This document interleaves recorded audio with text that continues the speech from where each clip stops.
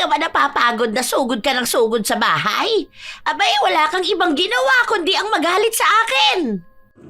Hanggat hindi ka napapagod magsumbong sa asawa ko, hindi ako mapapagod na awayin ka. O, ano na namang sinumbong mo kay Noel, ha? Inano ka ba ng mga anak ko? Ay bakit hindi mo itanong doon sa bunso mo? Ang sabi ko sa kanya, maglinis siya ng bahay. Ay, ang sagot ba naman sa akin huwag na raw ako magpunta ron. Talaga ba? Ayan ba talaga sinabi ng anak ko? Tinanong ko siya Ang sabi mo sa kanya, maglinis siya ng bahay namin, total, mukha naman sila mga katulong. Hindi ba? O ano sabi ng anak ko? Huwag ka nalang pumunta sa bahay kung pupunahin mo ang lahat. Kasi kalilinis lang naman niya Yan ba ang ugali ng matinong matanda? Sasabihan mong mukhang katulong ang mga anak ko? Malinis ang bahay namin, mas malinis pa sa pagkatao mo. Isa sa mga mahirap na pakisamahan ay ang mga taong walang ibang ginawa kundi ang magsumbong. Yun ang ugali ni Iska. Kahit na walang katuturan naman ang sasabihin niya, isinusumbong niya pa rin sa anak niya. Dahil dito, nagiging sanhi siya ng awayan ng mag-asawa. Paano niya kakaharapin ang parusa na maipapataw sa mga taong gaya niya? May pagbabago pa ba o sadyang panghabang buhay na ang ganong kapangit na pag-uugali? Bakit naiinis ka na naman dyan, Ma? Magkasalubong na naman yung kilay mo. Paano ba naman yung lola mo? Kung ano-ano na naman ang pinagsasabi sa papa mo. Naiinis na talaga ako sa matanda na yun. Bakit? Ano bang sabi niya? Di ba, nagpa-deliver tayo ng gasol? O ngayon, pinapasok ko dito sa loob tapos pinapakabit ko na lang din dun kay Totoy. Aba, itong magaling mong lola, nagsumbong ba naman sa papa mo na nagpapapasok ako ng kung sinong lalaki dito sa bahay? O ayun, tumawag sa akin. Galit na galit.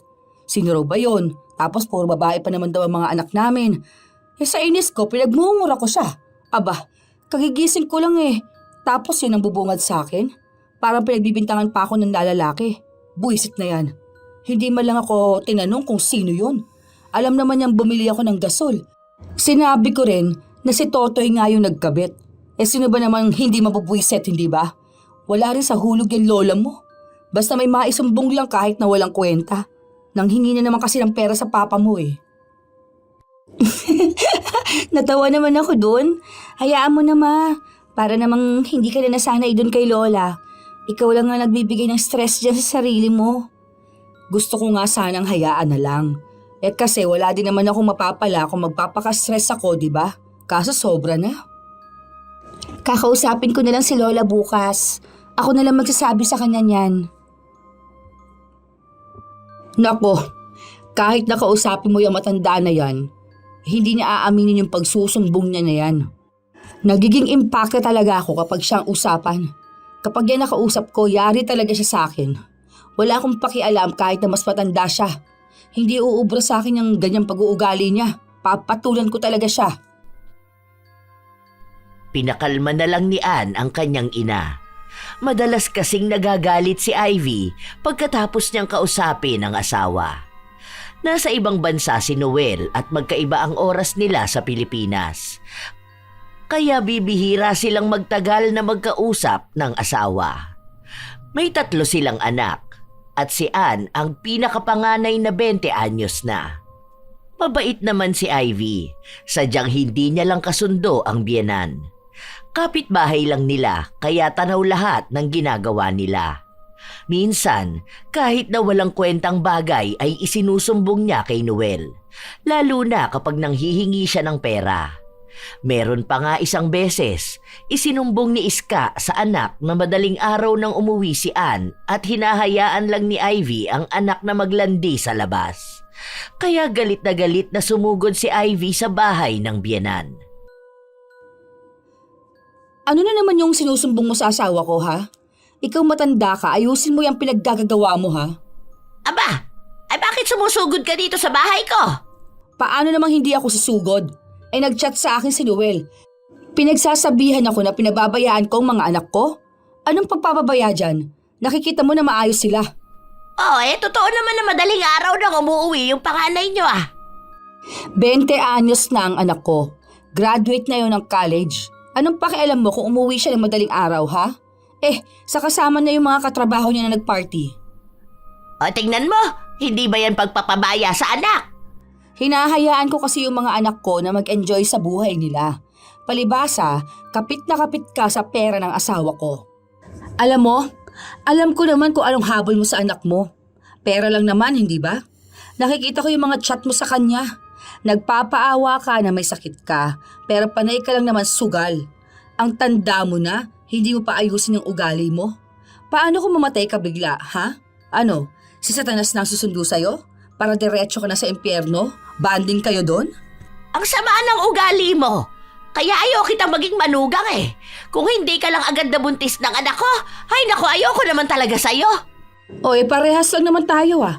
Ayoko rin sa'yo eh. Kasi ang sama na ugali mo. Akala mo yata, nakakalimutan ko ng mga kasamaan mo sa akin nung buntis ako. Hindi ka na magbabago.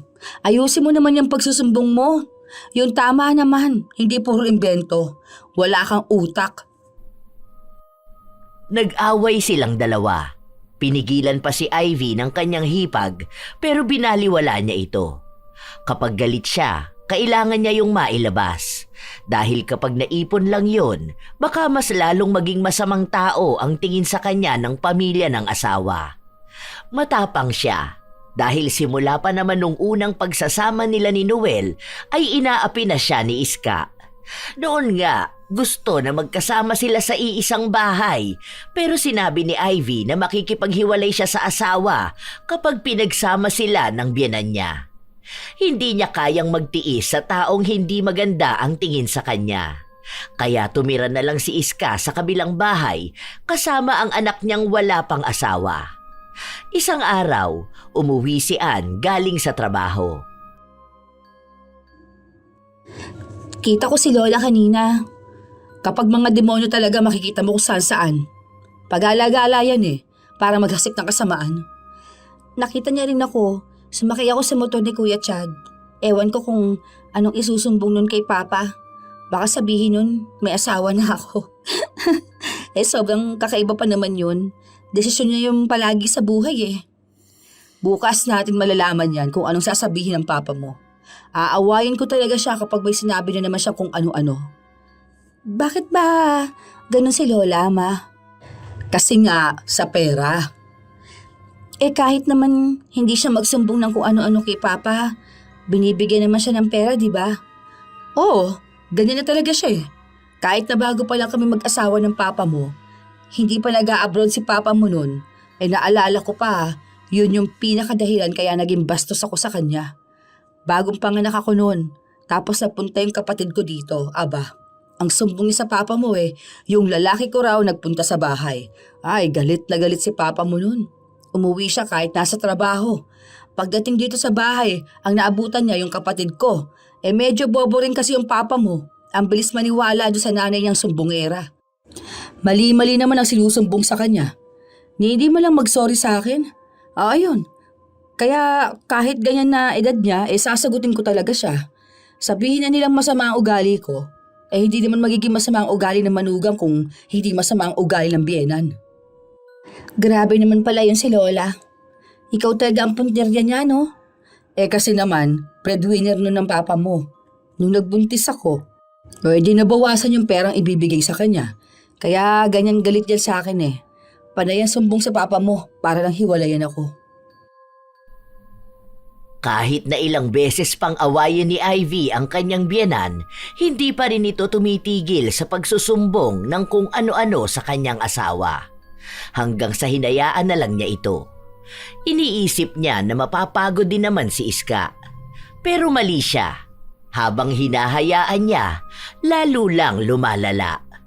May isang beses pang tinawagan siya ng asawa niya at sinabi sa kanya na nagsumbong daw ang nanay niya na laging nasa sugalan si Ivy. Alam mo, matanda ka na rin para magpapaniwala sa mga pinagsasabi ng nanay mo.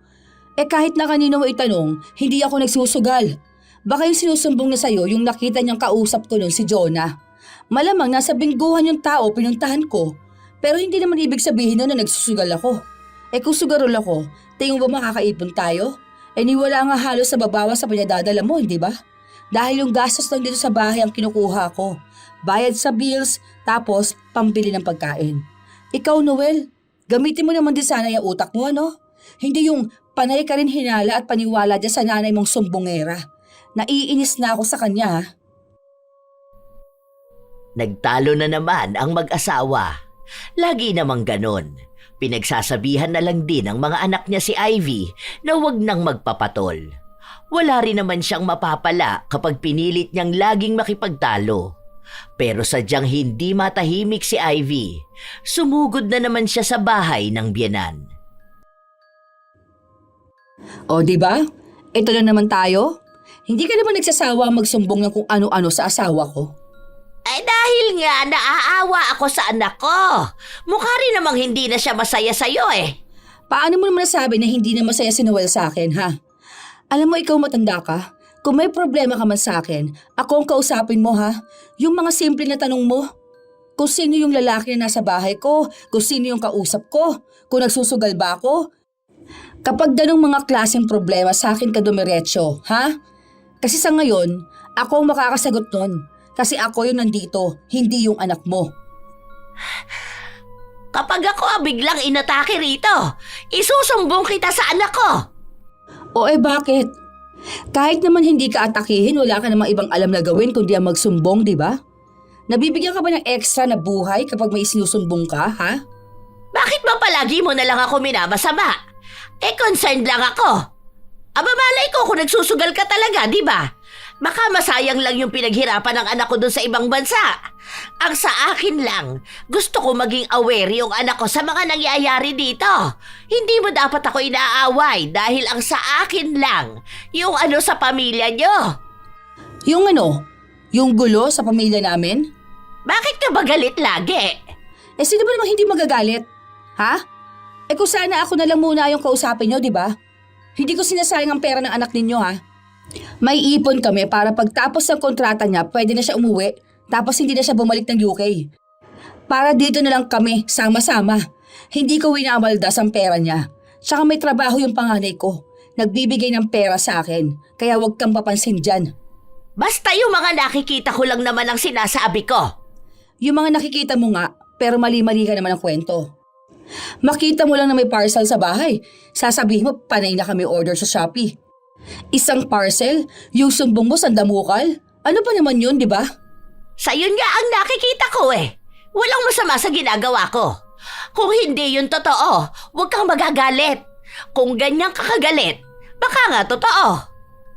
Kasi hindi ka naman magiging defensive, di ba? Alam mo, ang tanda mo na wala ka pa ring utak. Bastos ka talaga! Bastos ka rin naman ah. Huwag mong asahan na gagalangin kita. Matuto ka magbago para maayos tayo. Ikaw ang magbago! Ikaw malapit ka na nga mamatay, hindi ka pa nagpapakabait. Gusto mo yata maalala ng mga tao yung kasamaan mo lang eh. Grabing ugali yan. Aayawan ng mga tao. Sunod-sunod ang naging sagutan nilang dalawa dahil wala sa kanila ang nais na magpaawat. Hindi rin naman magpapatalo si Ivy. Ayaw niyang pagbigyan ang biyenan. Habang si Iska naman, gusto niya siya ang mananalo dahil siya nga ang mas matanda. Ilang araw na hindi ulit nagkikibuan ang dalawa. Hanggang sa isang araw, walang pasok si Ann. Kausap niya noon ang papa niya at nung pinatay na ang tawag, sinabi niya sa ina kung ano ang naging usapan nila. Sinugod daw sa ospital si Lola. Sobrang sama daw kasi ng loob sa'yo. Sa akin lang sinabi ni Papa kasi baka mag-away na naman daw kayo. Aawayin mo na naman daw siya. Para namang lumalabas niya na akong may kasalanan. Yun nga raw ang sumbong ni Lola. Sinugod mo raw siya, inaway mo, pinagmumura mo, tapos lahat na lang daw ng masasakit na salita pinagsasabi mo na sa kanya. Kaya ayun, sobrang sama nga raw ng loob, isinugod sa ospital. Nanghihingi nga ng pera kay Papa nagpapaawa. Diba, andyan naman si Lola, hindi naman siya na ospital. Nakita ko pa nga siyang tumaya ng weteng. Ay nako, para namang hindi mo alam kung anong ugali ng lola mo. Nagsumbong na inaway ko. Tama naman siyang inaway ko siya. Dahil panay siya sumbong sa papa mo Pero yung minura ko siya, Baka mahimatay siya kapag nabigyan ko siya ng malutong na mura. Kinausap ko nga yun si Lola.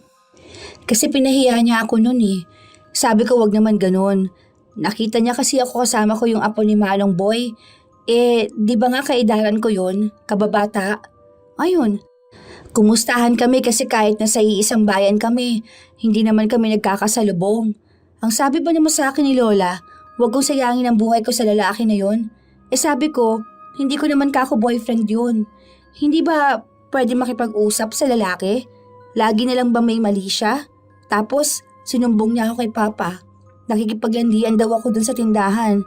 Tapos ang kalandian ko pa daw, adik. Pinagalitan ako ni Papa. Sabi niya baka walang patunguhan ang buhay ko. Oh, hindi mo ata yan sinabi sa akin ah. Paano ko nga po sasabihin? Galit na galit ka nung nakaraan. Sinugod mo pa nun si Lola, di ba? Kapag nagsabi ako, dagdag pa yun sa pag-aawayan ninyo. Kapal na mukha nun para magsabi ng ganun. Kakaiba ma. Matanda kasi siya kaya nakakatakot sagutin eh. Parang asama ako naman kapag yung lola ko sinagot ko. Kapag ganyan sabihin mo sa akin. Wala akong pakialam kahit na mag-away pa kaming dalawa. Si Papa ang kausapin mo ma. Hindi yung wala siyang ibang ginawa kundi ang maniwala sa mama niya. Wala naman sanang masama kung yung isinusumbong sa kanya totoo. Kaso, mas naniniwala pa siya doon kaysa sa sinasabi natin sa kanya. Sumasama talaga ang loob ko sa kanya, ma. Pauwi na siya March, diba? Hindi ako excited.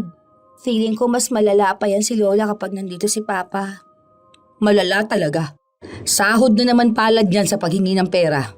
Magsusumbong siyang aping-api siya. Ay yung Papa mo naman uto-uto. Malamang awang-awa sa nanay niya. Tanga-tanga eh. Tayo ang pamilya, tapos tayo yung ginaganito niya.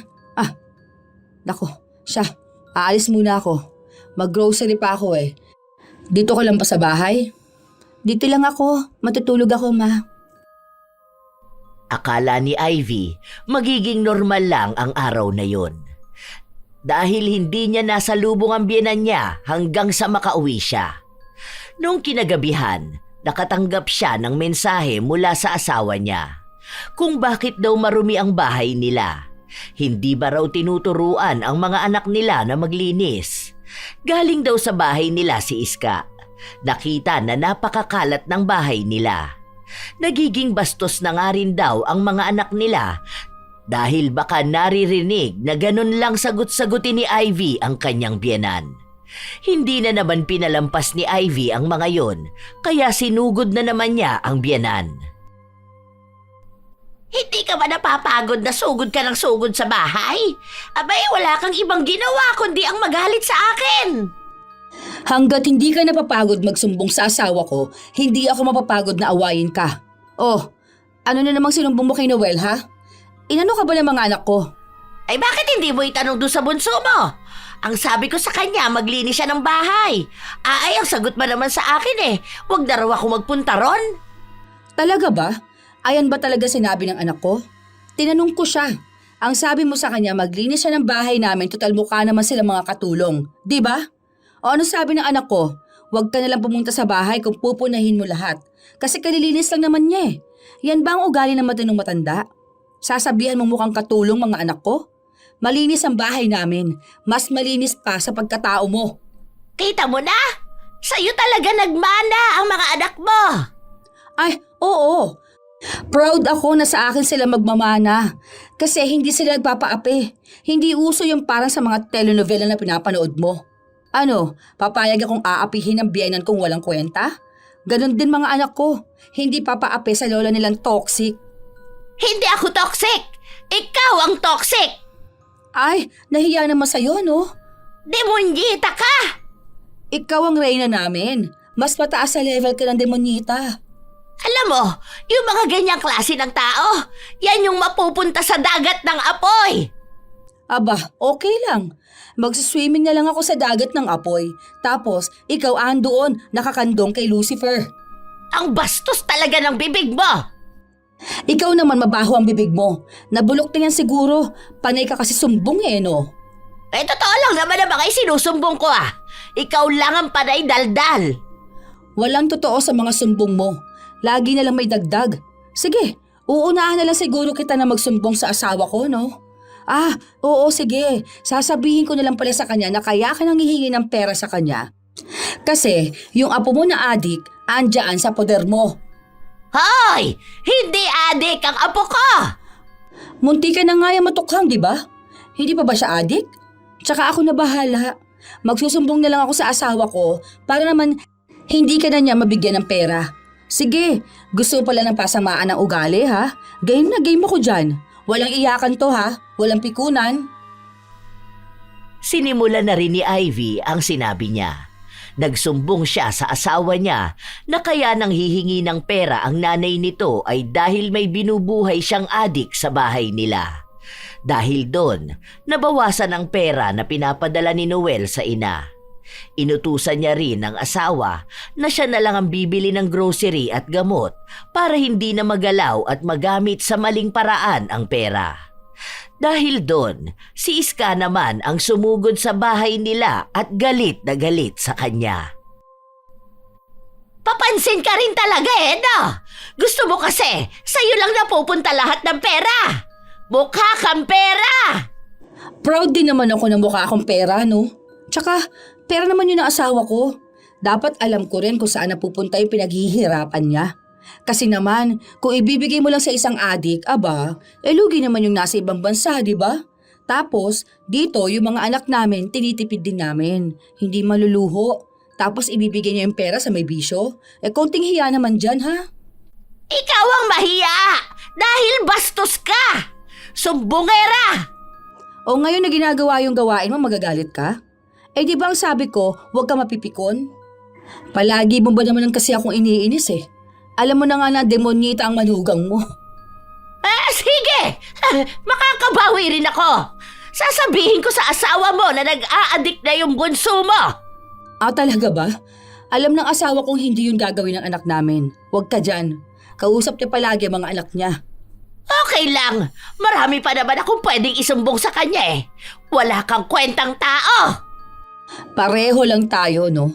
Nakakita ka lang talaga ng katapat mo. Hindi mo naman pala kaya. Matapang ka lang dahil matanda ka. Ilang araw pa ang lumipas. Wala silang ibang ginawang dalawa kundi bantayan ang buhay ng isa't isa. Kapag may isusumbong si Iska, magsusumbong din naman si Ivy. Kapag may sumbong siya, sinasabi niya rin sa mga anak niya. Para rin sila ay sasang-ayon sa ina. Para mas sila ang paniwalaan ng kanilang ama. Dahil doon, laging nagtatalo sina Ivy at Iska. Pareha sila ng ugali, kaya walang nananalo sa kanila. Tumigil lang si Iska noong nasa ospital sila. Natapilo kasi siya noong bababa siya ng bahay nila, pero iba ang nakarating kay Noel. Alam mo na ba yung sinabi niya kay Papa? Hindi pa. Hindi pa ako kinakausap ng Papa mo eh. Nagsumbong siya na kaya siya napilayan dahil tinulak mo. Nagtatanong sa akin si Papa kung nasaan ako, kung nakita ko raw ba. Sabi ko hindi ka naman lumabas ng bahay kasi nagpalinis tayo ng kuko dito. Tsaka hindi naman kahapon natapilok si Lola, kanina lang.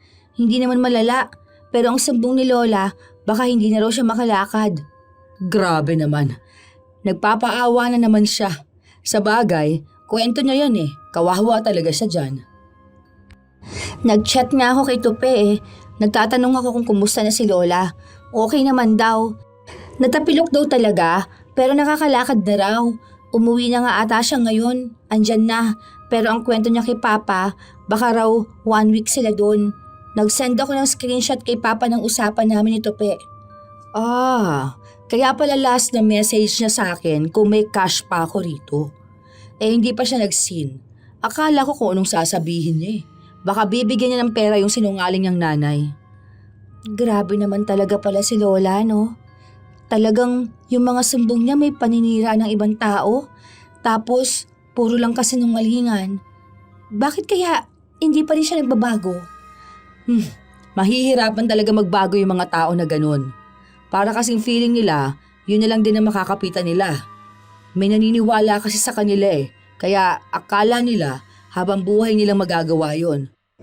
Ang mali kasi dyan yung papa mo. Kahit na ilang beses na siyang niloko ng mama niya, o ayun, nagpapauto pa rin siya. Okay lang sa kanyang siraan ang pamilya niya. May isa pa pala akong kinaiinisan. Kasi nung nakaraan, nalaman kong sinusumbong ni Lola kay Tita Mariel itong si Bunso. Nakita niya raw na naninigarilyo. Tapos wala ka nun dito. Nagpunta si Tito Vince, pinagalitan si Bunso. Bakit daw nagbibisyo na ganon? Na bata pa. Sabi ko hindi yun totoo. Bawal nga sa usok si Bunso tapos maninigarilyo pa siya. Hindi lang pala kay Papa nagsusumbong ng mali si Lola Pati pala sa iba natin mga kamag-anak. Kaya pala ganon mag-chat sa akin si Mikay. Naiinis sa akin. May sinumbong pala si Lola sa kanya. Tungkol doon sa ex niya na nilalandi ko raw. Nakasabay ko lang naman yun sa jeep. Ni hindi ko nga nakausap. Grabe na talaga ugali ng matanda na yun Lahat na lang ng klase ng paninira ginagawa na niya. Sa halip na gagalangin siya ng mga apo niya, wala. Ganyan ang ginagawa niya Kaya si Uneng, gets ko na galit kay Lola. Isumbong ba naman na bakla daw siya? Ayun, binugbog ng tatay niya si Uneng. Yun pala, nakita lang siya ni Lola na kasama yung tropa niya na nagbabasketball. Sinumbong na agad na nakikipagharutan daw siya. Kaya hindi ako magtataka kung darating ang araw na wala na talagang gagalang sa kanya. Yan din ang sabi ni Auntie Badet. Kasi nagsumbong niya noon kay Papa mo na itong araw si Auntie Badet, inimbitahan siya sa binyagan. Tapos ginawa lang daw siyang tagahugas ng pinggan. Kinawawa daw siya dun Itong Papa mo nagalit na agad. Inaway si Auntie Badet. Ang paliwanag sa akin, hindi naman daw kinawawa yan dun. Ni hindi nga raw tumatayo sa kinaupuan niya. Ang gusto pa nga, mag-serve ng pagkain sa kanya. Kaya yung mga apo niya ang inuutusan. Ang malala pa, nagbalot pa ng pagkain kahit hindi pa nakakain yung iba. Ang nangyari ayun, naubusan ng pagkain yung ibang mga bisita na parating pa lang. Alam mo ma, dapat makahanap yan si Lola ng katapat niya Yun bang kada magsusumbong siya ng mali, may parusa na mangyayari sa kanya? Ay, ewan ko ba. Sana nga maparusahan na siya Para naman magbago siya kahit na papano. Pero hindi ko sigurado kung magbabago pa ba yan.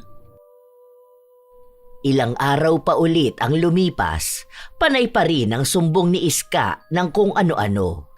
Minsan pa, nagugulat na lang si Ivy dahil hindi niya alam kung paano nakaimbento ng ganong sumbong ang biyenan. Iniisip niya na lang na tinuturuan din yon ng iba nilang kamag-anak na naghihintay rin ng bigay ng asawa niya. Isang gabi, magkausap ang mag-asawa patungkol sa negosyo na gusto nilang simulan. Paghahanda na yon para sa pag-uwi ni Noel. Bale, i-order ko na to Para kapag dating mo, makikita mo na ang itsura nito. Mga 1 month pa kasi bago dumating Tapos December ngayon, ang daming holiday niyan. Para kung January katapusan ang dating nila. Mga March, nandito ka na. Pwede na natin ito set up. O nga pala, hindi na kami maghahanda ng Pasko Sa bagong taon na lang, si Ann kasi sa Sagada raw sila ng mga kaibigan niya magpapasko. O itong dalawa, sa bahay sa Pangasinan magpupunta. Ako lang may iwan dito sa bahay para magbigay doon sa mga inaanak mo.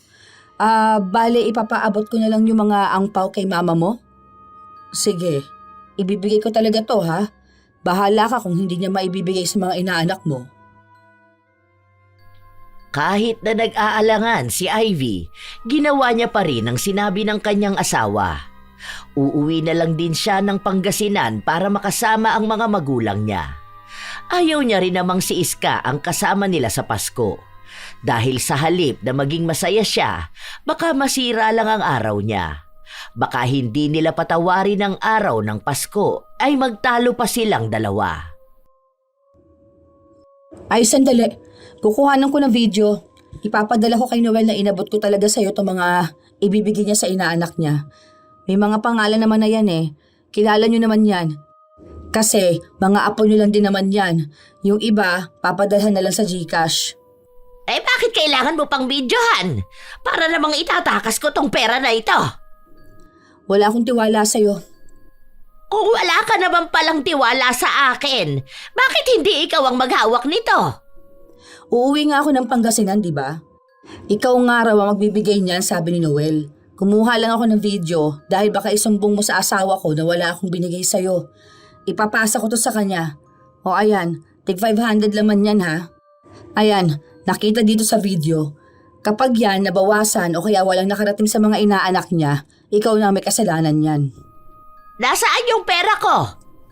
Anong pera mo? Yung sinabi ni Noel na pamasko ko. Hindi pa ba yan? Di ba nagbigay na ako ng nakaraan na 3K? Ha? 3K lang? O anong bang gusto mo? Ang laki na ng 3K no? Puro ka dyan reklamo. Ano? Yung anak mo andoon sa malayo ngayong Pasko? Ganun mo lang hahayaan yon? Alam na ba ng tatay niya yon? Baka naman umuwi yun ng buntis. Wala ka nang pakialam doon, okay? Kung anong gustong gawin ng anak ko, matanda na siya. Sarili mong asikasuhin mo. Magbabagong taon na. Magbago ka naman na. Hindi yung ganyan pa rin kagaspang yung pag-uugali mo. Taon-taon nagbabago at nadadagdagan yung edad mo. Pero ikaw, pasama pa rin ang pasama ang ugali. Umalis si na Ivy kasama ang dalawa niyang anak. Nung Pasko mismo, gabi, tumawag sa kanya ang asawa niya at nagtatanong kung bakit hindi niya ibinigay ang pamasko sa mga inaanak niya. Ibinigay ko na yung kay mama. May video ako rito oh. Ayan na nga ba sinasabi ko eh. Ayaw mo kasi maniwala sa akin na hindi niya yun bibibigay. Nagsumbong din daw si Iska na sinagot-sagot daw at nilait siya ni Ivy. Palamunin lang daw siya at walang ibang ginawa kundi ang umasa sa bigay ni Noel. Binawi niya rin daw yung 3,000 na pamasko ni Noel. Sinabi raw sa kanya na wag na siyang magpasko dahil masama naman daw ang ugali niya. Umiiyak daw si Iska habang nagsusumbong siya. Wala na raw siyang balak magsabi dahil baka awayin na naman siya ni Ivy at sabihan na naman siyang sumbongera. Nag-away na naman ang mag-asawa. Paskong Pasko, silang dalawa ang nagtatalo. Kaya sa inis ni Ivy, tinawagan niya ang anak niya. Mahina signal dito ma, bakit? Nakita mo yung chat ko? Naiinis ako sa lola mo. Yung pera na para sa mga inaanak ng papa mo, hindi niya ibinigay. Sinabi niya ba naman na hindi ko ibinigay sa kanya? Tapos inaway ko raw siya? Kinuha ko pa raw yung pera na bigay ng papa mo. Eh kung hindi ba naman? Ay, buwisit. Ma, Pasko ngayon. Huwag ka na magpaka-stress dyan. Wala naman tayong magagawa eh. Ganyan na ang ugali ni Lola. Ano, hahayaan ko lang siya? Ganun ba? Makakakita rin po yun ng katapat niya. Wait ka lang. Sa susunod niyan, uuurin na yung bibig niya dahil puro siya sumbong ng mali. Ay, sana nga. Gusto kong makita na bubulok yung bibig ng matanda na yun. Para makaganti man lang ako sa kanya. Wala talaga siyang alam gawin eh, kundi sirain ang araw ko. Ang layo ko na nga sa kanya, ganyan pa rin siya sa akin. Tingnan mo, may bago na naman tong isusumbong sa papa mo sa New Year. Magpapaawa na naman yan. Sana masabugan ng paputok ang bibig nun eh. Salpakan ko kaya ng pikulong bibig niya. Ewan ko kung makapagsumbong pa yon. Sige na ma. Hina talaga signal dito eh. Kita na lang tayo sa 29. Uuwi na rin naman kami niyan. Dito ka na bumaba na lola mo ha. Tapos sabay-sabay na tayo umuwi. Sige na, enjoy ka dyan. Ingat ka palagi. Katulad nga ng inaasahan ni Ivy, nung sumapit na ang bagong taon, may narinig na naman siyang sumbong mula kay Iska. Hindi raw siya binati ng mga apo niya. Ayaw rin daw siyang kausapin ni Ivy. Pinipilit niya naman daw na magkaroon sila ng maayos na relasyong dalawa. Pero tanging si Ivy ang nagiging masama sa kanya. Kahit daw handa ay ayaw siyang bigyan. Pinagsaraduhan din daw siya ng pinto. Kung ano-anong sumbong na hindi lang kay Noel sinabi, kundi halos sa buong ang kanila. Ano ba naman to si Lola?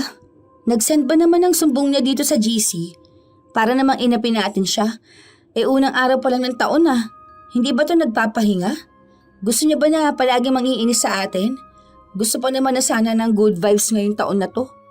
Kaso sa nalubong natin na bad trip tayo, hindi mo lang pinagpabukas eh. Ganyan yan palagi, taon-taon na lang. Alam ko na yan, ganyan din naman yung ginawa niya last year, di ba? Nagsumbong sa papa mo na hindi natin siya binati, na masama ang loob niya sa atin at lalo na sa inyo dahil mga bastos kayo. Ayan, nagsumbong din pala kay tita. Sabi pa niya, inaaway natin siya ngayon. Hindi pa nga tayo lumalabas ng bahay. Ay, ewan ko ba? Hindi lang siya buong taon ganyan. Buong buhay na niya. Nagbigay siya ng stress. Ang sarap ng kain ko na salad ko Nakakainis. Hindi nila kinikibo si Iska. Iniisip nila na baka sa ganong paraan ay tumigil na ito sa paninira sa kanila.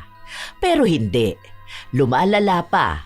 Sinasabi niya sa iba pa nilang kamag-anak na iniirapan siya palagi ni Ann, kahit na ang totoo ay hindi naman sila nagkakasalubong na dalawa. Hanggang sa dumating ang isang araw na tila ba nanunuyo ang labi ni Iska. Nakita yon ni Ivy nung nagkasalubong sila sa tindahan.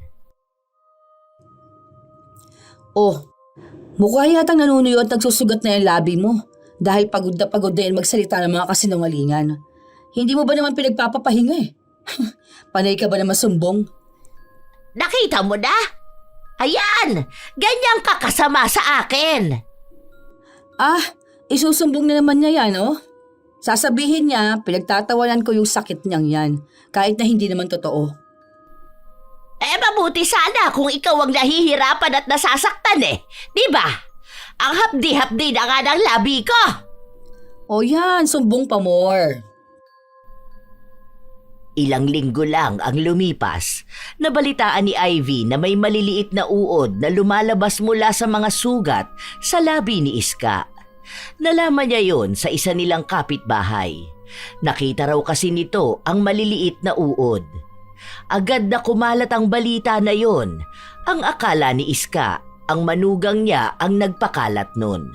Isinumbong niya agad kay Noel na nagpapakalat ng maling chismis si Ivy.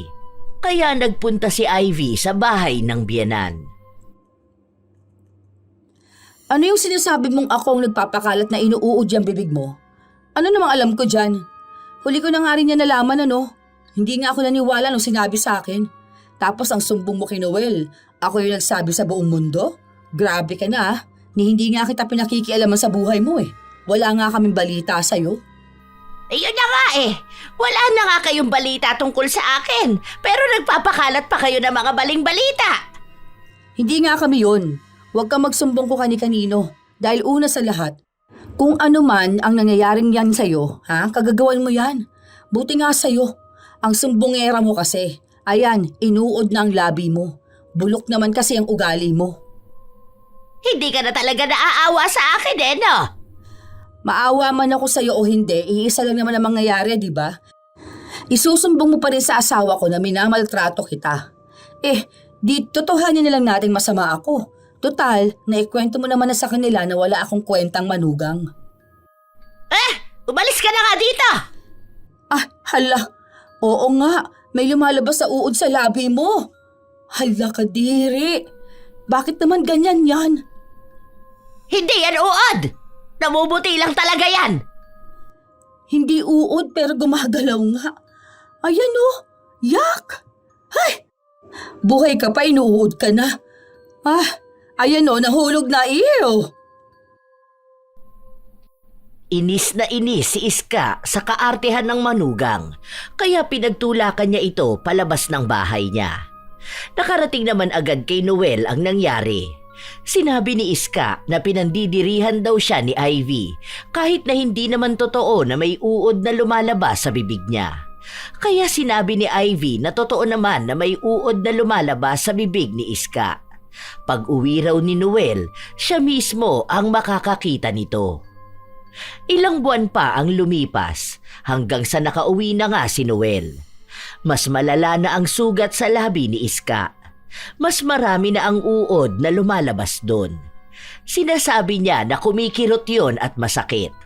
Minsan nga, hirap pa siyang maibuka ang bibig niya. Pinatingin na yon sa doktor pero wala namang makitang lunas. Binibigyan lang siya ng gamot na pamahid. Yung labi ni Lola, grabe na raw. Parang paubos na. Ayan pinadala niya yung picture kay tita. Nagsusumbong na nandito na raw si Papa pero pinapabayaan daw siya. Dahil ayaw mo siyang ipagamot. Nangihinayang ka raw kasi sa pera hindi mo naman daw yung pera? Ah, ako pa talaga? Sino bang sumama sa kanya nakaraan sa ospital? Di ba ako naman? Ayan, kaya hindi gumagaling yung sakit niya, panay ba naman siya sumbong. Sinisiraan niya talaga ako Ang kapal naman ng pagmumukha niya, hindi ko naman siya inaano. Paubos na yung labi niya Kinikilabutan ako pag nakikita ko. Sa picture pa lang na to. Naku, paano pa kaya sa personal no? Sobrang sakit siguro nito. Ay, ewan ko ba? Parang hindi ko matiis to kinikilabutan naman ako. Mas grabe yan sa personal. Makikita mo yung uod talagang parang kinakain yung laman niya. Ako pa nga yung naglinis nun dahil takot ang mga tao dun sa bahay niya. Tapos ako pang sisiraan niya. Kahit nga diri ako nung isa-isahin ko pang alisin yung mga uod na yun para lagyan ng gamot yung sugat niya. Grabe naman pala si Lola talaga. Parang namang ang laki ng problema niya sa'yo. Ewan ko ba dyan? Kapag ako atang sinusumbong niya, marami ang kumakausap sa kanya Hindi na lang siya magpasalamat sa akin na kahit demonyita ako, may pakialam pa rin ako sa kanya. Kung hindi naman dahil sa akin, hindi malalagyan ng gamot at malilinisan yung sugat niya, Ang hirap na raw siya magsalita ngayon. Oo, nakadikit kasi yung labi niya. Kapag matagal siyang hindi nagsasalita, ayun, nakatikom ba? Parang natutuyo yung dulo ng labi niya Tapos ayun, magdidikit. Kapag nagsalita siya, hihiwala yon, so masakit. O parang parang binabalatan mo yung sugat mong katutuyo lang. Hindi ko alam bakit hindi nawawala yung uod Walang langaw dun sa kwarto niya Naka-aircon pa siya dun. Ang baho nito. Sobra. Yung papa mo nga hindi matagalan dun Amoy sugat talaga. Lalo na kwarto niya. Parang nabubulok na laman. Ganun kabaho. Kaya nga walang mga anak o apo niya ang gusto maglinis ng sugat niya. Hindi niya naman kaya, nahihirapan daw siya. O ako lang talaga gumawa nun para sa kanya. Tapos sinisiraan at sinusumbong ka pa rin Ayaw na sanang tulungan ni Ivy ang biyenan. Pero kahit na masama ang ugali niya, hindi niya pa rin ito matiis. Siya ang naglilinis ng sugat at naglalagay ng gamot. Kinakabay niya talaga yun. Parang ang nasanay na siya sa amoy ni Iska. Pati na rin sa mga maliliit na uod na nahahawakan niya. Huwag ka kasi munang hihiga. Alam mo naman nakakalagay lang ng gamot, diba? Wala din yan. Baka matapon lang yan. Paano daw ba gagaling kasi ang sugat nyo? Inaantok na nga ako! Mamaya ka na nga matulog. Inaantok na nga ako Ayaw mo ba akong patulugin? Hindi ko sinabing ayaw kitang patulugin Ilang minuto lang naman tuyo na yung gamot Gusto mo gumaling pero pabebe ka dyan. Hindi ka naman bata. Kung sana ikaw ang inaantok. Inaantok din ako, huwag ka magulo dyan Inaasikaso lang kita. Nakakaya naman kasi sa'yo, di ba? Walang gusto mag-alaga sa'yo. Ang sama ba naman kasi na ugali mo Kahit ikaw, masama ang ugali. Okay lang. Kaya nga ako manugang mo para may katapat ka naman. Kawawa naman kasi kapag mabait, tapos ikaw ang biyenan. Magiging sumpa ka sa buhay niya. At least, ako na ang sumpa sa buhay mo. Masamang ugali, laban sa masamang ugali. Kahit na tinulungan na ni Ivy ang kanyang biyenan, nakapagsumbong pa ito kay Noel. Sinabi ni Iska na pinagsasalitaan daw siya ng masama ni Ivy. Sa mensahe lang naman niya ito pinadala. Sinabi niyang sinasaktan siya ni Ivy. Hindi naman daw talaga inaayos ang paglilinis ng sugat niya, kaya raw yon inuuod. Kaya kinausap ni Noel ang asawa at sinabi yon. Ang tanda mo na, naniniwala ka pa rin sa mama mo? Matagal na tayo mag-asawa. Baka gusto mong doon ka na lang tumira sa kanya. Sige, iwan mo na kami dito ng mga anak mo. Siya naman ang lagi mo pinaniniwalaan, di ba? Para namang hindi mo kilala. Masakit talaga ako magsalita. Ganito talaga ang boses ko. Kapag may gusto akong sabihin, talagang sinasabi ko. Alam mo yan. Kaya kahit nabiyanan ko yon, aba, kung may hindi naman siya magandang ginawa sa akin, sasabihin ko talaga. Sige, ganun pala tingin niya sa akin Minamasama niya yung pagtulong ko sa kanya. Okay, Sige, hindi ko nalilinisan yung sugat niya. Bahala na siya sa buhay niya. Maghanap kayo ng mag-aalaga sa kanya. Tutal ayaw niya sa akin. Mas lalo namang ayoko sa kanya. Kahit na kailan, hindi ko lalapitan yung matanda na yon. Andito ka naman eh. Makikita mo naman na lahat. Kung tanga ka pa rin at naniniwala sa sinasabi ng mama mo, edi sige, siya na lang ang kampihan mo. Naging matigas si Ivy. Hindi niya talaga tinulungan ng kanyang biyenan. Dahil tutulong siya o hindi ay may nasasabi ito sa kanya. Para makita rin ng mga tao sa paligid niya kung anong klaseng tao si Iska. Na hindi dahil matanda siya, dapat lahat ng sinasabi niya ay totoo na. Kumuha na lang sila ng mag-aalaga kay Iska. Pero lahat yon ay hindi nagtatagal. Yung iba tinatanggal dahil sa sumbong ni Iska. Yung iba naman kusang umaalis. Halos 10 tao na ang nakuha nila, walang tumatagal. Hanggang sa hindi na talaga sila makakita ng tao na mag-aalaga kay Iska. Sinusubukan nila sa mga kamag-anak nila, pero ganun pa rin. Ano? Nakita mo na kung ano ugali ng mama mo? Hindi tatagalan ng kahit na sino kamag-anak nyo, no? Mabait na yun si Arlene kaso tinanggal at pinaalis mo dahil sa sumbong ng mama mo na hindi inaayos yung pag-aalaga sa kanya. Alam mo, kung kakampihan mo lagi ang mama mo sa mga kasinungalingan niyang ganyan, lalo lang niyang lalala. Parang may sapak na yan sa utak eh. Inaalagaan na, tinutulungan na, magsusumbong pa ng mali. Aba, deserve niya talagang uurin ang bibig. May nangyayari na nga na masama sa kanya. Hindi pa rin siya nagbabago. Grabe naman pag-uugali yan. Nananawa na rin maging si Noel. Hindi na niya alam kung paano pa niya tutulungan ang ina. Ang dami kasing sinusumbong nito sa kanya, kung ano-anong bagay na lang, kahit na hindi naman totoo. Minsan pa nga, sinumbong niya si Ivy na may masamang sinasabi sa kanya, samantalang nakita ni Noel ang asawa na hindi lumalabas ng kwarto. Maghapon lang tulog. Dahil doon, mas nalinawan si Noel na hindi nga dapat lahat ng sinasabi ng nanay niya ay paniniwalaan niya. Humingi siya ng tawad sa kanyang asawa. Okay na yon. Basta hayaan mo na muna ang mama mo. Saka mo na tulungan kapag na-realize niya ang mali niya. Yun kung marirealize nga niya ha. Alam mo naman yun, pero bahala na siya sa buhay niya. Siguro gagaling lang yun kapag nagbago na siya ng ugali. Pero mukhang hindi na siya gagaling eh. Kasi hindi na siya magbabago. Ilang araw na ang lumilipas, wala pa ring ibang ginagawa si Ivy sa kanyang biyenan. Hindi niya ito kinikibo. Kahit minsan, siya ang kinakausap ng mga kamag-anak nila. Alam kasi na siya lang ang kayang makaharap sa ugali ni Iska. Pero ayaw niya dahil kapag natapos na raw niyang alagaan, sisiraan lang din naman daw siya. Alam niya na magsusumbong na naman si Iska sa ang kanyang kinakawawa siya. Pero isang araw, si Iska na mismo ang nagpadala ng mensahe sa kanya. Oh, himala. Si Lola mo ba talaga nag-chat nito sa akin?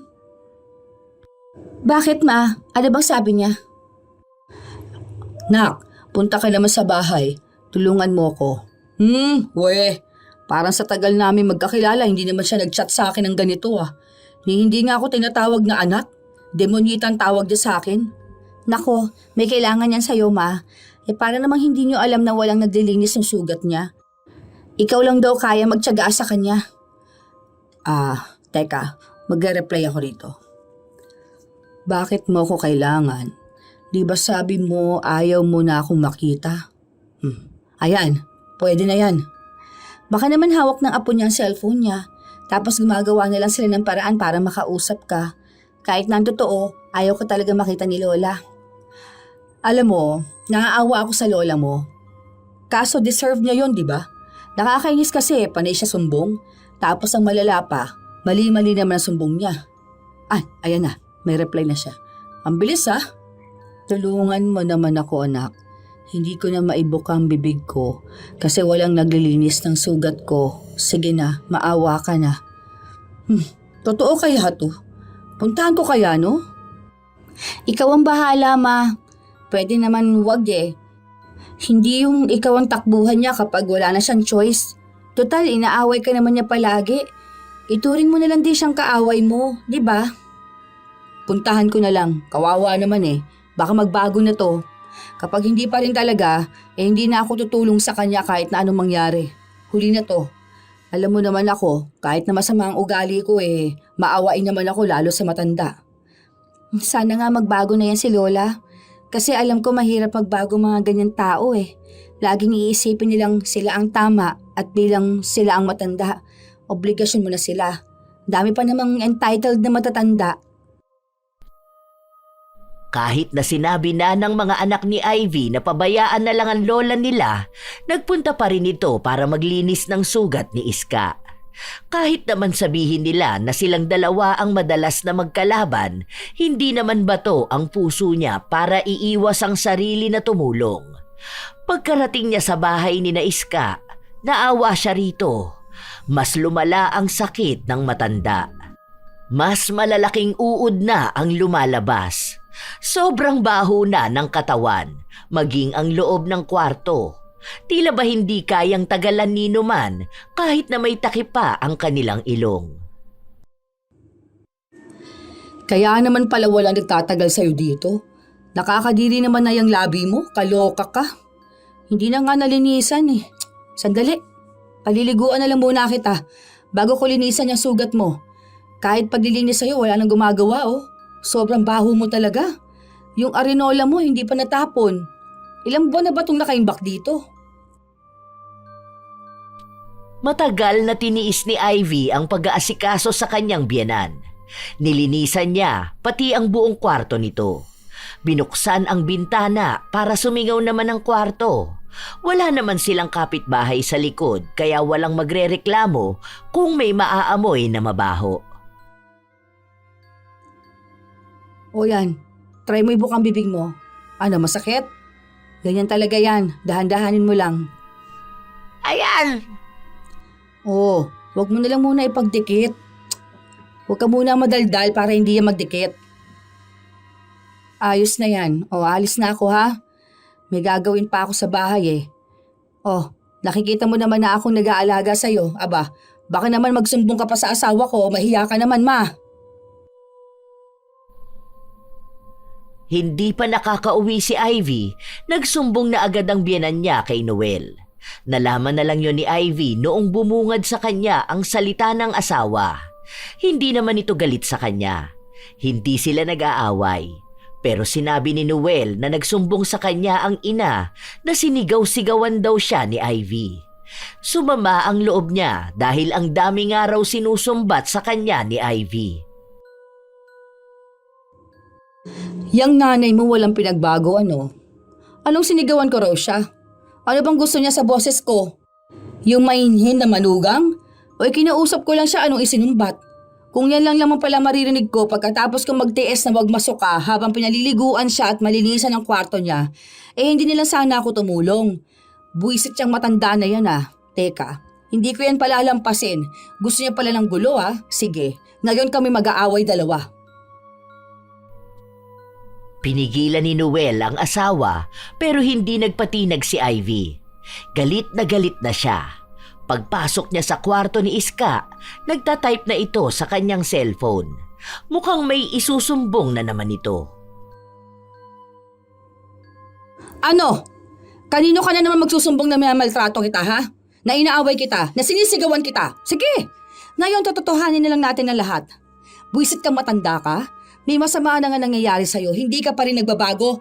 Hindi mo ba ako nakikita, Hindi mo ako nakikita? Walang ibang gustong tumulong sa'yo. Kahit mga kasama mo dito sa bahay, tapos ako na nagmamalasakit lang, gusto mo pang siraan sa lahat? Wala naman akong pakialam kung pangit ang tingin sa akin ng ibang tao dahil wala akong pakialam sa kanila. Hindi ko lang tanggap, ang bait ko na nga sa'yo, ganyan ka pa. Huli na to. Kahit na anong gawin mo, hindi na kita tutulungan. Kahit na uurin pa yung buo mong katawan, ang sama ng ugali mo, matanda ka. Alam mo na nahihirapan na ako. Nagdaldal ka na. Ay oo talaga. Magdadaldal ako hanggat gusto ko. Isusumbong mo rin naman ako sa asawa ko na inaaway kita Tututuhanin ko na lang. Para kahit paano alam kong totoo yung sinumbong mo. Kapal lang mukha mo. Ako na nga lang nagtitiis sa'yo. Kaya ayaw ka ng mga kasama mo kasi ganyan ka. Alam mo, kaunti na lang ang nalalabi mo sa mundo. Hindi mo pa ginawa maganda yung maaalala namin tungkol sa'yo. Totoo naman na masama ka sa akin Hindi lang naman ako masama sa'yo. Lahat ng nakapaligid sa'yo masama sa'yo. Alam mo kung bakit? Kasi masama ka rin sa amin. Hindi naman ganyan ang mga tao sa'yo kung mabuti ka, hindi ba? Ako aaminin ko, masama ang ugali ko. Pero sa mga taong masasama lang ang ugali. Hindi mo ba pansin?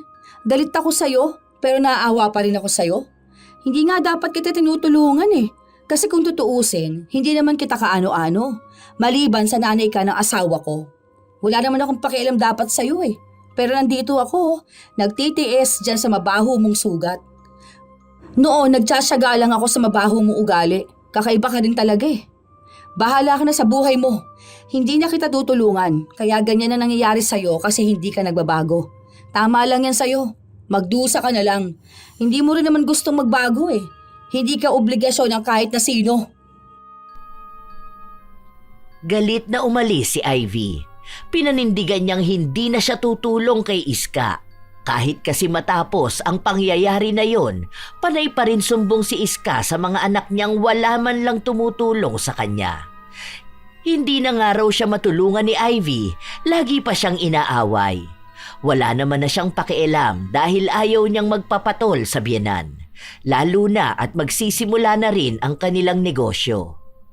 Nanawa na ang mga tao kay Iska. Maging ang mga anak niya ay hindi na naniniwala sa mga sumbong niya. Para bang kaunti na lang ay aabandonahin na rin siya. Kaya ang ginawa ni Iska, nagsumbong siya sa ibang tao. Nakarating pa ito sa ahensya na nangangalaga sa mga matatanda. Isinumbong niyang pinababayaan siya ng mga anak niya. Walang gustong mag-alaga sa kanya. Kaya kinausap si Noel. Pero sumama si Ivy para patunayan na inaalagaan ng nanay niya pero si Iska ang walang kasiyahan. Hindi yan totoo. Ilang beses na minamasukan para mag-alaga dyan sa biyenan ko, pero ayaw niya. Laging umaalis kasi nga masama ang ugali niya. Alam nyo, hindi lahat ng matanda nakakaawa. Yung ibang matanda masyadong entitled. Nakita mo na? Ganyan ka talaga sa akin? Ganyan ka kumausap ng biyenan mo? Pwede kang ipabigay dyan sa mga nangangalaga na yan. Ewan ko kung mapagtiisan ka nila. Sige, kunin nyo na yan. Kayo mag-alaga dyan. Paano ba mag-donate sa inyo? Para may panggastos kayo sa matanda na yan. Hindi ka na naawa. Kaya nga kinakausap ang anak ko. Hindi naman ikaw. Ako naman ang asawa niya.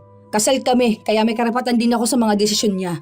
Total, gusto mo naman yung kaawaan ka, di ba? O ayan, may mga totoong nurse na mag-aalaga sa'yo doon. Ewan ko na lang kung hindi magsumbong ka pa na minamaltrato ka nila.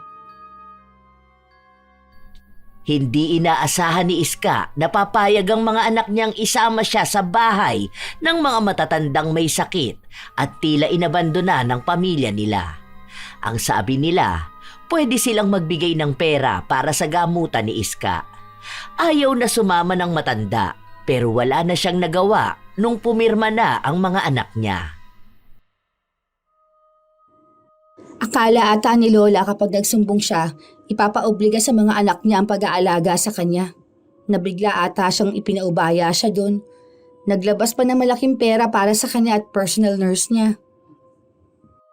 Ganyan yung lola mo. Tingnan mo, bukas niyan may isusumbong na naman yan sa papa mo tungkol na naman doon. Lagi na lang siyang nagpapaawa. Hindi na siya magbago. Nakakainis na siya. Buong angkan na ata natin makakarinig ng mga reklamo niya sa buhay. Isumbong na lang niya ako sa kahit na sino. Basta alam kong tama naman ang ginawa ko. Tsaka mga anak na rin naman niya ang nagdesisyon kung hindi naman gano'n ang ugali niya, siguro may nagmamahal pa sa kanya. Paano? Kahit na anong alaga at malasakit mo sa kanya, sisiraan ka pa rin. Isusumbong yung mali kahit na hindi naman yun ang nangyari. Katulad nga ng inaasahan nila, nagsumbong si Iska. Sinabi niya na masama ang ugali ng mga nurse. Sinasaktan daw siya. Kung ano-ano pang salita ang sinasabi sa kanya. Pero nung dalawin siya doon, maayos naman siya.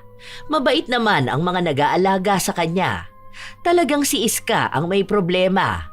Kaya kahit na anong sumbong niya, wala nang handang makinig sa kanya. Kung kani-kanino na lang din siya nagpapaawa. Bilang matanda, may naawa sa kanya. Pero di nagtatagal ay nakikita rin kung ano ang tunay niyang pagkatao. Halos 1 taon siyang nanatili doon, pero hindi pa rin siya gumagaling. Hanggang sa isang araw, nakatanggap na lang ng mensahe si Ivy. May chat sa akin ang lola mo. Tingnan mo, ang haba. Hindi ko pa binabasa eh. Wala akong panahon dito. Baka kunwari niya lang to. O kaya baka aawayan na naman ako o susumbatan. Kapag siya may chat, hindi ko na talaga binubuksan. Basahin mo na, ma. Baka naman humihingi na yan ng tawad sa'yo. May chat din siya sa akin eh. Ngayon lang, pero maiksi lang. Oh, sorry daw sa mga nagawa niya sa akin at sa pamilya natin. Kung lagi raw ako ang sinusumbong niya kay Papa, hindi pa ako nag-reply. Ay, pati pala kay tita oh. Nag-chat si tita. Nagsabi may chat daw sa kanya si Lola. Nagsasorry din daw. Sus! Paawa na naman siya. Bahala siya. Hindi ko to babasahin. Alam ko na yan. Sorry now tapos masama ugali later. Baka naman nanawa na rin siya dun. Manawa talaga siya. Eh sana nga makakuha siya ng magandang asal dun no. Alam ko yung iba dun mababait talaga. Dun ako naaawa sa mga mababait pero iniwan ng mga anak nila. Eh siya, deserve niyang walang mag-alaga sa kanya. Malas siya, hindi martir na kuha niyang manugang. Basahin mo na ma. Ay, hindi. Puro lang naman to kasi sinungalingan eh. O ayan, kita ko nagsasorry siya sa akin. Hayaan mo na. Ilang araw na panay chat sa kanya si Iska pero hindi niya binabasa. Ayaw niyang makakita ng kahit na anong kadramahan mula sa kanyang biyenan. Pero ilang linggo lang ang nakalipas para bang bigla na lang niyang naisipan na dalawin si Iska. Malala pa rin ang lagay nito.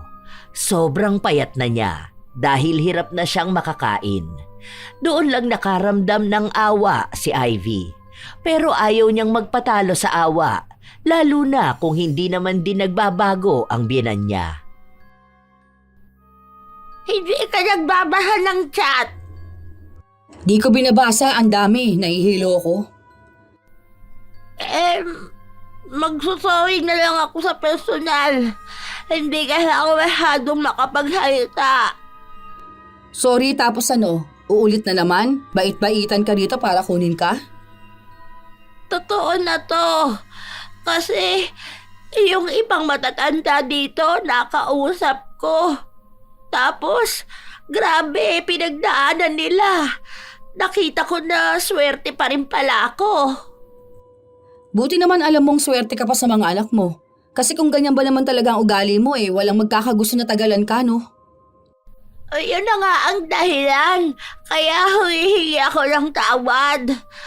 Inisaya ko na kayo. Pasensya na.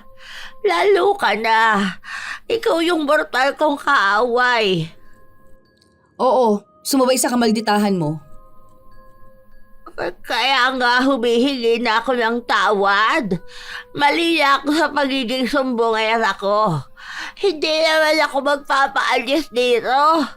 Okay na ako rito. Gusto ko lang humingi ng tawad sa inyo. Kasi tama ka nga. Kaunti na lang ang oras ko sa mundo. Bakit puro galit pa ang maiiwan ko? Hindi ko alam kung totoo yan sinasabi mo ha. Pero bigyan mo muna kami ng oras para makapag-isip. Hindi naman pwedeng isang sorry mo lang magpapatawad na kami. Eh, may mga sugat kang nagawa sa amin simula pa nung una. Lalo na sa pamilya ko na lagi mo sinisiraan. Lagi mo sinusumbong mga kilos namin na may dagdag na kasinungalingan. Kaya nga inyo ako humihingi ng tawad. Hindi ko alam kung kailan ako magpapatawad. Ilang araw pa ang lumipas, napansin nila na walang nirereklamo si Iska. Hindi na siya nagsusumbong. Sa halip, nagkukwento na lang siya ng kung ano-anong nangyayari sa lugar kung nasaan siya. Sinabi niya rin na mukhang tanggap na niyang hindi nagagaling ang labi niya. Hindi raw nawawala yung mga uod, tapos mas lalo lang din lumalala ang mga sugat niya. Ang isa lang sa hiling niya, sa kaarawan niya ay magkasama-sama sila. Kahit na yun na lang daw ang huling beses na magkasama-sama sila. Si Ivy naman, binabantayan niya lang ang pag-uugali ng kanyang biyenan. Hindi niya kasi alam kung nagsasabi ba ito ng totoo o peke lang ang pagbabago niya ng ugali. Pero pansin niyang totoo nga na natauhan na ito. Ma, paano yan? Sa birthday ni Lola, dito siya? Oo, yun na yung napag-usapan namin ng papa mo sa mga tita mo. Yun ang wish niya eh. Ma, tingin mo ba nagbago na talaga si Lola? Hindi na kasi siya nagsusumbong kung kani-kanino, hindi tulad noon. Siguro. Ewan ko, hindi ko rin alam. Napatawad mo na ba siya? Inuunti-unti ko, pero siguro napatawad ko na siya. Minsan na lang ako naiinis sa kanya kapag naalala ko lang yung ginawa niya. Pero wala na akong galit. Alam mo, na may ginawa ako, Ma. Huwag mong sasabihin kahit na kanino, ha? Oh, anong klase ba yung ginawa mo? Hindi naman siguro yan masama, ano? Masama siya? Kasi Ma, ano kasi to, ako yung dahilan kaya nagkaganon si Lola. Ha? Anong nagkaganon? Yung ugali niya? Hindi, yung sa labi niya. Pinabaran ko kasi siya eh. Ano ka ba namang bata ka? Anong pinaggagawa mo? Hoy, sino nagturo sa'yo na lumapit ka sa mambabarang ha? Alam mo bang masama yan? Paano kung ikaw ang balikan yan? Paano kung makarma ka niyan? Yun na nga. Alam ko naman na masama yung pinaggawa ko kay Lola. Kasi naman Ma, naiinis ako sa kanya eh. Kung ano-ano na lang pinagsusumbong niya kay Papa kahit na hindi naman totoo. Inis na inis kasi ako sa ugali niya. Kaya ayun, nung nakakilala ako ng mambabarang, pinabarang ko na siya. Matagal ko naman pinag-isipan eh. Kaso ganun talaga ang ugali niya. Naawa naman ako sa kanya noon. Pero kasi hindi naman siya magbabago ng ganyan kung hindi dahil nagkasakit siya, di ba? Anong gagawin dyan? Ano, gagaling pa daw ba lola mo? Tinanong ko na yung kakilala ko. Pwede pa rin naman daw. Siya na lang magtatanggal ng barang kay Lola. Kaya nga papupuntahin ko siya dito sa birthday ni Lola. Baka kasi magtaka ka na may ibang bisita. Huwag mo na lang sasabihin sa kanila ha. Secret na lang natin tong dalawa. Naku namang bata ka. Huwag mo nang uulitin yan ha. Kahit na kanino, huwag mo yung gagawin. Masama yan. Opo Ma, sorry na. Hindi ko lang talaga napigilan ang sarili ko eh. Naiinis naman kasi talaga ako. Kahit na. Kung naiinis ka sa isang tao, awayin mo. Pero wag naman yung lalapit ka sa mambabarang. Mabuti na lang walang masamang naging balik sa'yo. Puro ka talaga kalokohang bata ka. Ang sabi naman kasi sa akin, wala naman daw yun magiging balik. Anong walang maging balik? Lagi may balik yon kapag ganyan lang gumagamit na itim na kapangyarihan. Wag mo na yung gagawin ha. Baka sa susunod na gawin mo yan sa ibang tao, ikaw ang mapahamak. Buti hindi naisipan ng lola mo na magpa-albularyo. Kung sakali niyan, damay ka sa babalikan ng barang. Promise talaga, hindi ko na uulitin Ma. Basta wag mo ako isusumbong ha. Aayusin ko naman tong ginawa ko eh. Nakukonsensya na rin kasi ako. Bumabait na si Lola kahit na papaano. Nilihim ng mag-ina ang lahat. Noong sumapit na ang kaarawan ni Iska, magkakasama silang pamilya. Masaya ang matanda dahil kahit na paano, walang nag-aaway. Masaya lang ang lahat. Puro tawanan at kwentuhan. Nagkabati na rin silang dalawa ni Ivy. Ilang linggo lang ang lumipas, nalaman nilang nawala na yung mga uod na lumalabas sa sugat ni Iska. Gumagaling na rin daw ang sugat nito. Napatunayan ni Ivy na totoo nga na natanggal na ang barang nung binisita niya ang biyenan. Wow, ayos ang labi mo Ma. Kapag magaling na yan, ano na naman kayang mga lalabas dyan ha? Baka maging sumbongera ka ulit. Alam mo, magkapareho lang pala tayo ng ugali. Nakakainis pala makakilala ng kaugali mo, ano? Oh, hindi naman ako sumbongera, ma. Hindi ka pa nagiging sumbongera. Ay, wag naman sana. Sa maldita kong to, alam ko makakahanap ako ng malupit na manugang. Naku, mahirap kaaway ang sarili. Loko ka talagang demonyita ka. Okay, pero paano nga po yan, ma? Kapag okay ka na, uwi ka na? Oo yata. Parang ayaw mo pa. Ang dami ko na kasing kaibigan dito. Ay, nagkaroon ka rin ng kaibigan? Parang bago yan sa pandinig ko ah. Lahat kasi nakakaaway mo. Kahit nga doon sa atin eh. Ang tanda ko wala kang kaibigan kahit isa. Lagi ka nga raw kasi nagsusumbong. Hindi ah. Nagbago na nga ako, diba? Ano naman ang isusumbong ko sa ginagawa nila rito? Pare-pareho lang naman kami ng ginagawa. Huwag ka masyado magbago, ma. Kinukuha agad ni Lord ang mababait. Ikaw kanina mo pa ako inaano ah. Malamang mga matatanda kasama ko rito. Nagkakaintindihan kami. Masaya kami dito. Kapag umalis ako rito, sino na naman ang kasama ko sa bahay? Nasa kwarto lang ako niyan mag-isa. Mamimiss mo nga mga kamarites mo dito, ano? O ano sabi ba ng anak mo? Si Noel, wala naman siyang sinasabi sa akin eh. Hindi ko pa sila nakakausap. Pero sabi naman sa akin, kahit na gumaling ako, pwede pa rin naman daw ako dito. Kung sakali, sasabihin ko na lang sa mga anak ko. Ayoko rin naman maging pabigat sa kanila sa bahay eh. Dito na lang ako. May mga nakakasama pa akong kasing edad ko. Minsan nga mas matanda pa sa akin. Para paalala na hindi ako ang pinakamatanda sa bahay. Pero pwede ka pa naman namin makasama, no?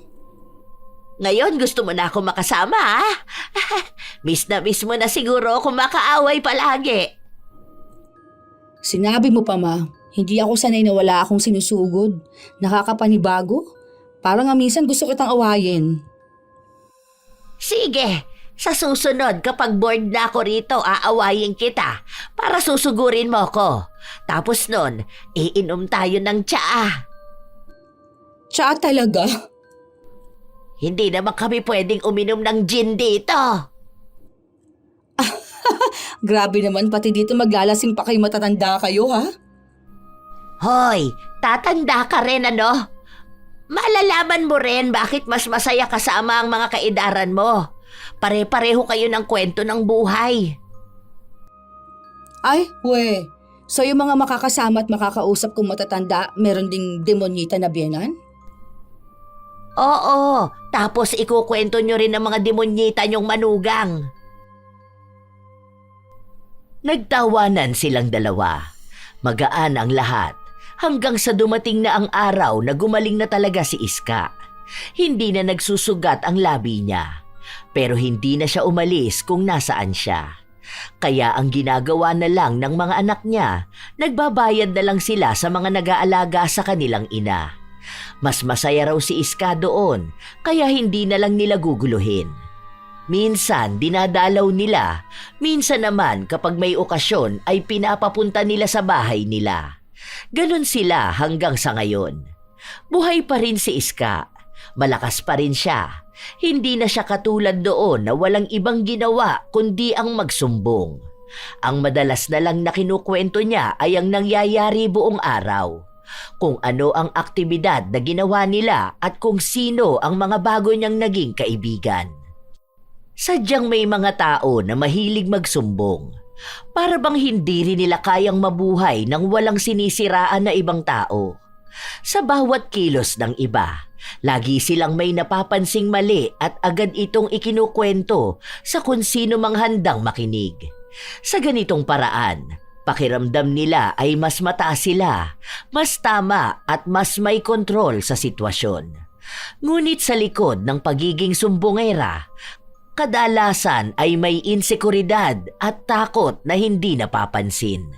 Sa halip na ayusin ang sariling pagkukulang, mas pinipili nilang ilihis ang pansin sa pagkakamali ng iba. Bilang isang biyenan, Mas masakit ang epekto nito dahil nasisira ang tiwala at kapayapaan sa loob ng pamilya. Unti-unting nabubuo ang pader sa pagitan ng manugang at biyenan. Hindi dahil sa malaking kasalanan, kundi dahil sa paulit-ulit na paninira at pakikialam. Hindi lahat ng sinasabi ay dapat napatulan, katulad ng hindi lahat ng sumbong ay dapat na paniwalaan. Bilang biyenan na sumbongera, paalala na ang inyong papel sa pamilya ay hindi magsimula ng gulo, kundi maging tagapangalaga ng kapayapaan sa pamilya. Tandaan na ang taong abala sa pagsira ng iba ay siya ring sumisira sa sariling lugar sa pamilya. Ang kapayapaan ay pinipili at nagsisimula ito sa pagpigil sa dila na magsumbong ng mga bagay na hindi naman dapat. Kayo ba mga apo, nakaranas na rin ba kayong isumbong sa mga bagay na hindi naman totoo? O mga sumbong na may dagdag at bawas? Ano sa tingin nyo? Tama lang din bang naparusahan ng ganon si Iska? At kung kayo rin ay may opinyon at kwento, maaari nyo yang ibahagi sa amin. Naway may magandang aral kayong natutunan. Ito ang inyong Lola Telang at maraming salamat sa lagi ninyong pakikinig mga apo.